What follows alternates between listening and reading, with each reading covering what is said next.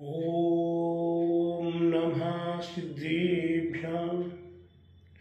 ॐ नमः सिद्धेभ्यः। ॐ नमः सिद्धेभ्यः। मंगलम भगवान वीरो मंगलम गोत्रमोगणी मंगलम कुंद कुंदार्यो जे धर्मस्तु मंगलम सर्वमंगल मांगल्यम सर्वकल्याणकारिकम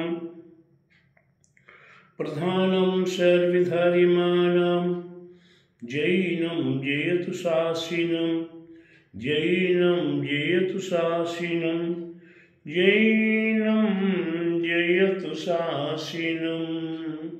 बोलो अहिंसा में जिन धर्म की जय, बोलो विश्व धर्म की जय, श्री मानव धर्म की जय, श्री महावीर भगवान की जय, द्वादशांगी जीने वाणी माता की जय, ढाई दीप में 3 कम 9 करोड़े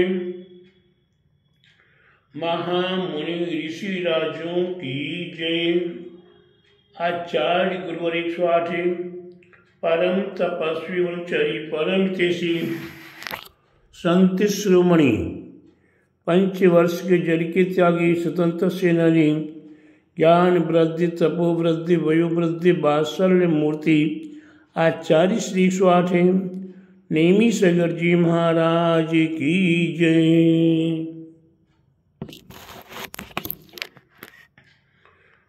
अध्यात्माओं, हम जगत संसारी प्राणी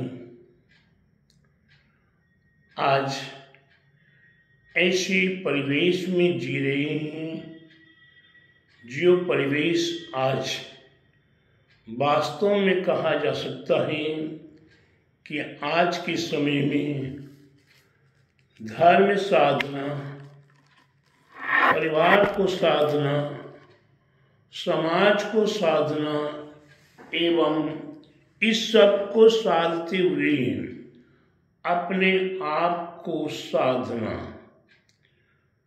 एक से बढ़ के एक कठिन है, जिसे शास्त्रों में उल्लेखनीय है कि नित्य निगोदिया जीव। कौन? नित्य निगोदिया जीव को निकलना, निगोद से निकलना बड़ा दुर्लभ है। निमित्त पाकर नित्य निगोदिया जीव निगोद से निकलता है, त्रस पर्याय को प्राप्त होता है। वही 1 इंद्रिय, 2 इंद्रिय, 3 इंद्रिय, 4 इंद्रिय, पंचेंद्रिय पर्याप्त के असंगी संगी आदि होते हुए एक से बढ़कर एक कठिन से कठिन है। यह जीव निगोदिया जीव निकल के आ रहा है और निकलते निकलते ये मनुष्य पर्याय को प्राप्त होता है। मनुष्य पर्याय में दीर्घ आयु प्राप्त होना, निरोग शरीर प्राप्त होना, उच्च कुल प्राप्त होना और इसके उपरांत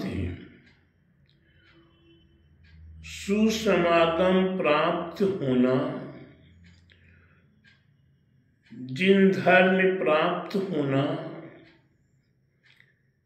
देव शास्त्र गुरु का समागम प्राप्त होना, यह एक से बढ़ के कठिन से कठिन, कठिन से कठिन आज ये हमारे आप के लिए कितनी कठिनताओं को पार करते हुए हमें ये मनुष्य पर्याय मिल गई। जिन्हें कुल प्राप्त हो गया, दीर्घ आयु प्राप्त हो गई, उच्च कुल प्राप्त हो गया, धन वैभव संपदा पुत्र पौत्रादि प्राप्त हो गए। यहाँ तक कि देव शास्त्र गुरु का भी समागम प्राप्त हो गया। आज ये प्राप्त हो जाने के उपरांत अब चाहिए है दिल और दिमाग। हमें भटकाने वाले, हमें भ्रमाने वाले, हमें नाना काल की सलाह देने वाले कुछ चंद्र लोग हुआ करते हैं,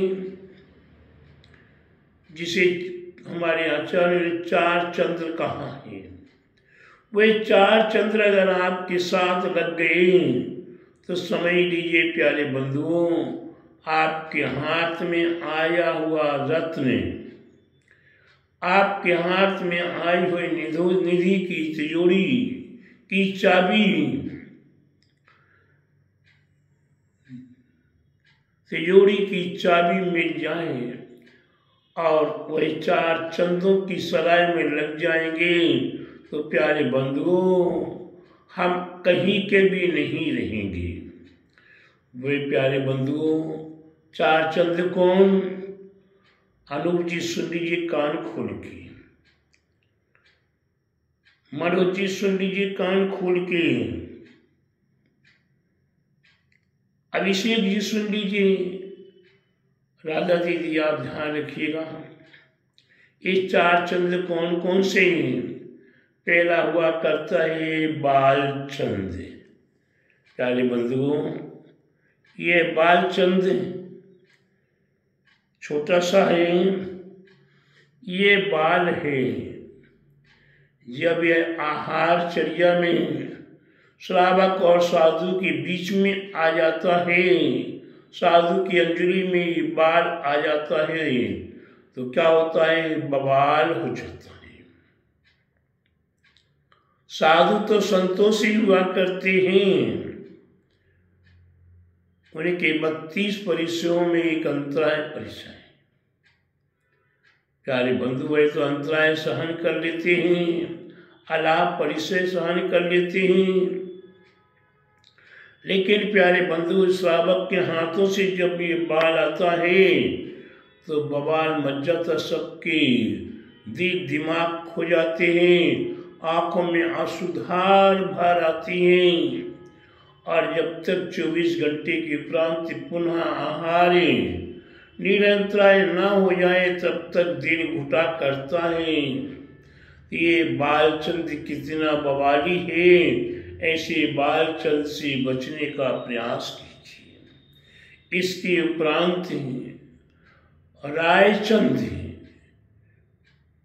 एक तो वह हुआ करती वकील जो फीस लेकर आपको राय दिया करती हैं, उनकी राय कभी कहीं न कहीं कार्यकारी हुआ करती है।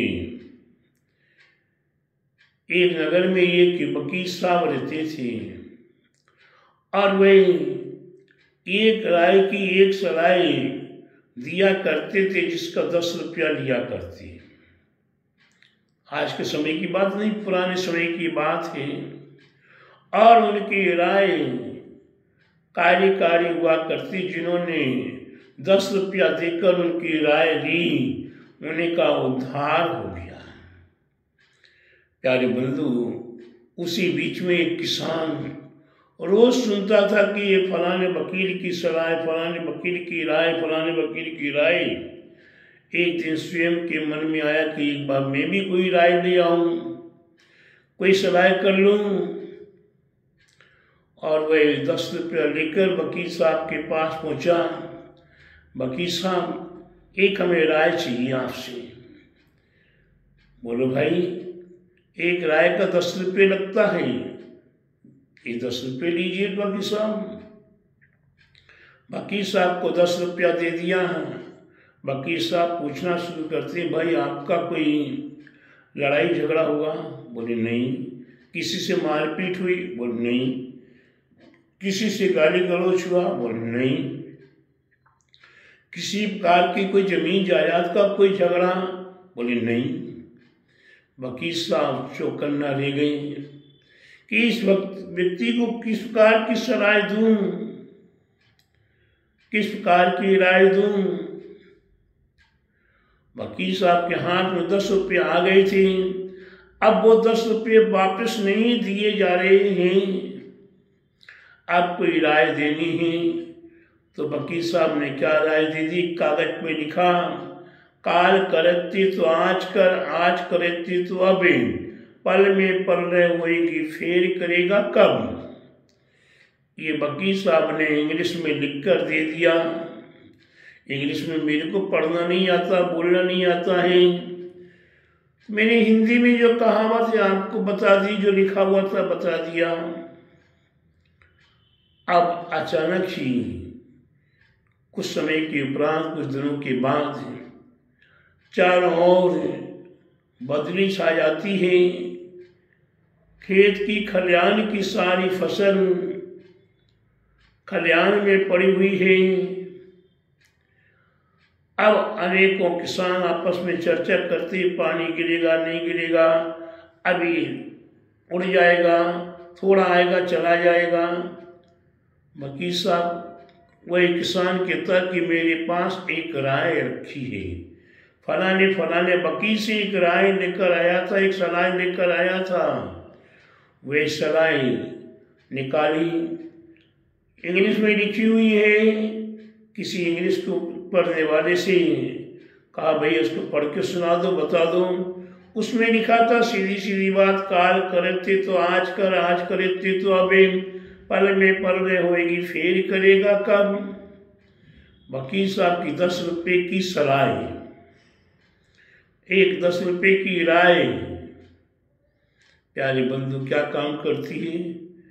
वे किसान अपने पूरे परिजनों को, पूरे नौकरों को आदेश जारी करता कि खलिहान का माल शीघ्र ही घर के अंदर करो, सुरक्षित करो। सारे किसान हंसने लगे। ये वकील की सलाह क्या करेगा इसमें। खैर कोई बात नहीं। जैसी सारा माल खलिहान का अंदर हुआ और यहाँ घनघोर बारिश, 7 दिन तक लगातार बारिश ही बारिश, सूर्य का निशाना भी नहीं दिखाई दिया। प्यारे बंधु, ये 10 रुपये की सलाह है। और फ्री की सलाह रायचंद बहुत मिला करते हैं, व्यर्थ में राय दिया करते हैं। कोई इसको राय देता, कोई उसको राय देता, कोई उसको राय देता। ये विधान करो नहीं करो, कराओ नहीं कराओ, ये प्रतिष्ठा करो, ये कराओ, ये प्रतिष्ठा कराओ, ये प्रतिष्ठा नहीं कराओ, ये कैसे होगा, क्या होगा, और ऐसा होगा, ऐसा होगा, ऐसा होगा। अपनी अपनी राय, ऐसे राय चंदों से हमें बचना चाहिए। राय चंदे अच्छों के दिमाग खराब कर देते हैं। राय चंदे अपना दिमाग भी खराब करते हैं और अच्छों का दिमाग खराब कर देते हैं। कभी कोई मंदिर में कार्यक्रम हो रहा हो, अब अध्यक्ष के लिए राय देंगे, अब मंत्री के लिए राय देंगे, अब इसको राय देंगे, उसको राय देंगे, और उसमें किसी ना किसी का दिमाग सनक जाता है। जब दिमाग सनक जाता है तो लड़ाई झगड़े के कारण बनने लगती हैं। कार्य होना है पुण्य का, प्रतिष्ठा होनी है पुण्य की, प्रतिष्ठा होगी, सबको दर्शन मिलेंगे, पंच कल्याणक होगा, सबको देखने का, सहभागी बनने का पुण्य मिलेगा। लेकिन वह रायचंद राय दे देकर अपना स्वयं का भी पुण्य छीन किया करते हैं और सामने वाले के पुण्य को भी छीन किया करते हैं। और भाव ये बना हुआ है यह कार्य किसी न किसी कार्य रुक जाए। बुरे काम को रोकने की ताकत नहीं है अध्यक्ष महोदय जी आपकी, बुरे काम को रोकने की ताकत नहीं मंत्री जी आपकी, बुरे काम को रोकने की ताकत नहीं तुम्हारे पूंजीपति की। बुरे काम को रोकने की ताकत नहीं है, चाहे वो खंडेर बाल हो चाहे गिरवाल हो। बुरे कर्म को रोकने की ताकत चाहे वो कांची पंथ वाला हो या 20 पंथी 13 पंथी पंथ वाला हो। बुरे काम को रोकने की ताकत है, चाहे वो विद्यासागर जी हो, चाहे दया सागर जी हो, चाहे विराग सागर जी हो, विशुद्ध सागर जी हो, उन्हें को रोकने की ताकत नहीं है। आज हमारे समाज के लड़के लड़कियां भंगी और मुसलमानों में शादी करे, किस माई के लाल की ताकत है, उनको रोक के दिखा दी। हमारी आज के युवा वर्ग अपनी जन्मभूमि को छोड़ छोड़ कर देश देशांतर में जा रहे हैं और मन मर्जी का खा पी रहे हैं। उनको रोकने की ताकत किसकी है? किसी की नहीं है प्यारे बंधुओं। इसलिए हम प्रत्येक भव्य आत्माओं को ये राय चंदों के कारण ही हमारे घर घर मिट रहे हैं, हमारे परिवार मिट रहे हैं। ये राय चंदों के कारण हमारे समाज मिटी जा रही है, समाज में कलह और आतंक फैल रहे हैं। कहीं कोई लेडीज, कहीं महिला मंडल राय देता है, कहीं पुरुष मंडल राय देता है, कहीं युवा मंडल राय देता है। युवा मंडलों को राय देते हैं, महिला मंडलों को राय देते हैं। प्यारे बंधु, अपनी राय को अपने पास रखो। राय आप वो दीजिए जो आपके लिए भी हितकारी हो, जो राय पब्लिक को भी हितकारी हो, जो राय समाज देश को भी हितकारी हो, ऐसी राय दीजिए। इस ऐसी राय देने के लिए बहुत बड़े बड़े ज्ञानी पुरुष बैठे हुए हैं। वे राय देते, उनकी राय आपके दिमाग में नहीं आती है, उनकी राय आपके दिमाग में नहीं बैठती है। क्यों? कि आपने 3 बातों को पकड़ रखा है। कौन सी 3 बातों को पकड़ रखा? एक तो जानते नहीं हैं, एक तो जानते नहीं हैं, दूसरा कोई बताए तो मानते नहीं हैं, और तीसरा जो पकड़ के रखा हुआ है उसे छोड़ते नहीं हैं। प्यारे बंधुओं, जब तक नहीं छोड़ोगे, नहीं मानोगे, जब तक अपने को अज्ञानी नहीं समझोगे, तब तक आपका दिल दिमाग नहीं समझेगा। इसलिए प्यारे बंधुओं, हमें राय चंद से बचना चाहिए। और उसके उपरांत ज्ञान चंद व्यर्थ में प्रवचन देने बैठे हुए हैं, जिन्हें शास्त्रों के 5 ग्रंथों के नाम नहीं मालूम है, 5 पूर्वाचार्यों के नाम नहीं मालूम हैं, एक ग्रंथ के पूरे छंद नहीं मालूम हैं, एक ग्रंथ में कितने श्लोक नहीं मालूम हैं, इस ग्रंथ में किसका प्रसंग किया है यह नहीं मालूम। इसके उपरांत भी कहाँ से, पेपरों से, पत्रिकाओं से, टीवी से, व्हाट्सएप से हमने ज्ञान प्राप्त कर लिया, और मेरे से बड़ा कोई दूसरा ज्ञानी नहीं है। अरे चाहे तुम बुंदेलखंड के हो, चाहे खंडेलवाल हो, चाहे अग्रवाल हो, चाहे तुम किसी के शिष्य हो। एक बार की बात हमें याद आ रही है आचार्य विद्यासागर जी महाराज के संग की, या विद्यासागर महाराज के उपदेश की बात याद आ रही है। मैं कुंडलपुर में था, उस समय पर मैंने ब्रह्मचारी व्रत ले लिया था, 5 वर्ष का लिया था।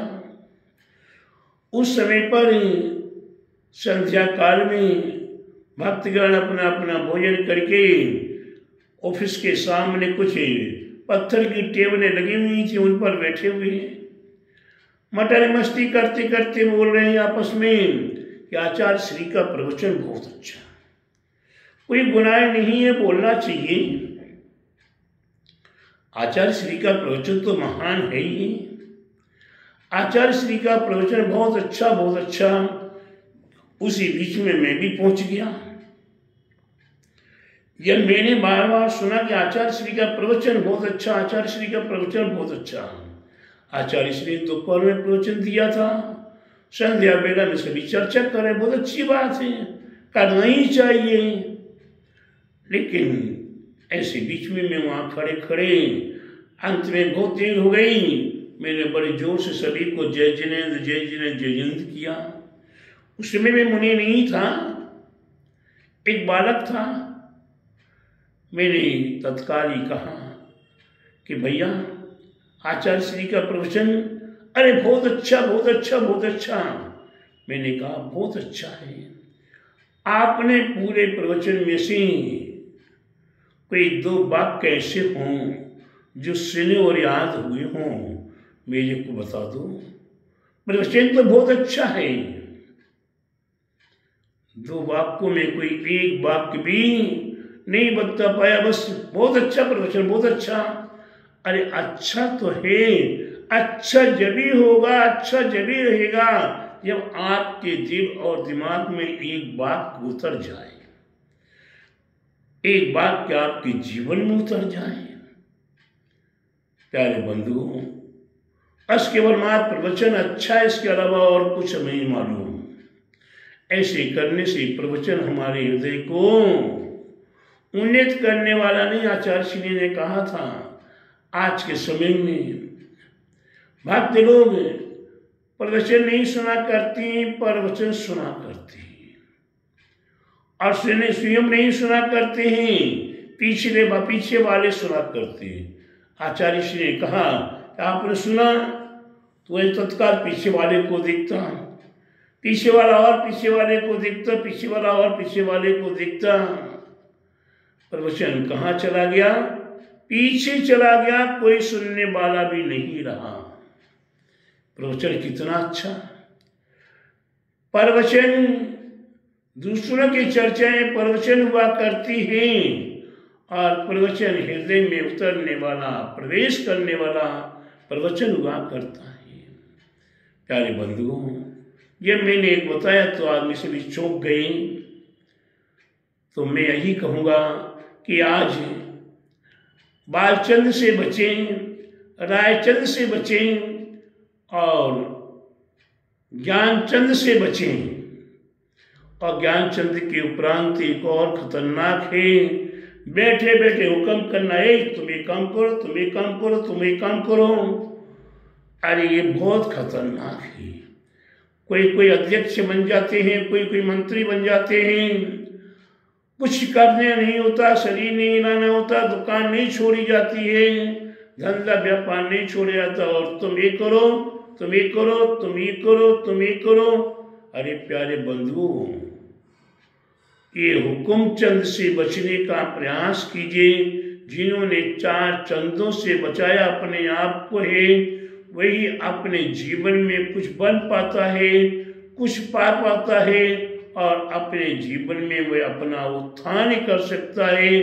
जिन्होंने 4 चंदों को छोड़ा हुआ है समाज आज सफल समाज है, सफल समाज हुआ करती है। ऐसी सफल समाज को हमें सुरक्षित रखना है, तो 4 चंदों से बचने का प्रयास कीजिए, तभी आपका जीवन उत्तम उन्नतमय होगा, सफल होगा, आनंदमय होगा, और आप कोई भी कार्य को करने का बीड़ा उठाएंगे तो वह कार्य अवश्य ही 2 दुगना नहीं, 4 चौगुना नहीं, 100 से गुना भी सफल हो सकता है। इसलिए प्यारे बंधु, 4 चंदों से बचकर अपने जीवन को संभाले। बोले महावीर भगवान की जय, बोले दादसांग जीन वाणी माता की जय, बोले 2.5 दीप में 3 कम 9 करोड़ महामुनि ऋषि राजों की जय, बोले आचार्य गुरुवर 108 परम तपस्वी वनचरी परम हितैषी संत शिरोमणि 5 वर्ष के जन के त्यागी स्वतंत्र सेनानी ज्ञान वृद्धि तपो वृद्धि वयो वृद्धि वात्सल्य मूर्ति आचार्य श्री 108 नेमी सागर जी महाराज की जय। सभी भव्यात्माओं को मंगल आशीर्वाद।